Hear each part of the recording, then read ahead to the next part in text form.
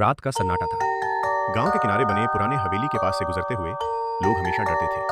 कहते थे वहां से कभी कभी पायल की आवाज सुनाई देती है, छन छन छन छन। लेकिन उस रात साहसी लड़की राधा ने सच जानने का फैसला किया। राधा धीरे धीरे हवेली के अंदर गई। चारों तरफ धूल, जाले और टूटी दीवारें थीं। अचानक उसे वही आवाज सुनाई दी, छन छन।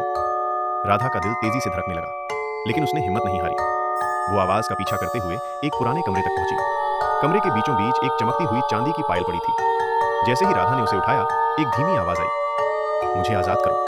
राधा डर गई, लेकिन उसने पूछा, तुम कौन हो? पायल से आवाज आई, मैं एक आत्मा हूं जिसे इस पायल में कैद कर दिया गया है।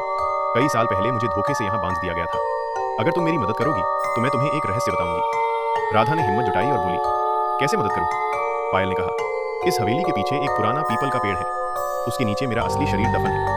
अगर तुम उसे मुक्त कर दोगी तो मैं हमेशा के लिए आजाद हो जाऊंगी। राधा रात के अंधेरे में ही वहां पहुंची। जमीन खोदते हुए उसे एक पुरानी हड्डियों का ढांचा मिला। जैसे ही उसने उसे बाहर निकाला, अचानक तेज हवा चलने लगी और पायल जोर जोर से बजने लगी। छन छन छन छन।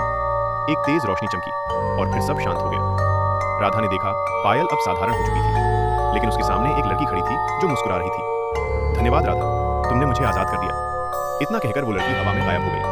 अगली सुबह गांव वालों ने देखा कि हवेली के पास अब कोई आवाज नहीं आती थी, लेकिन राधा के पास अब भी वो पायल थी और कभी कभी आधी रात को वो फिर से धीरे से बजती, छन छन।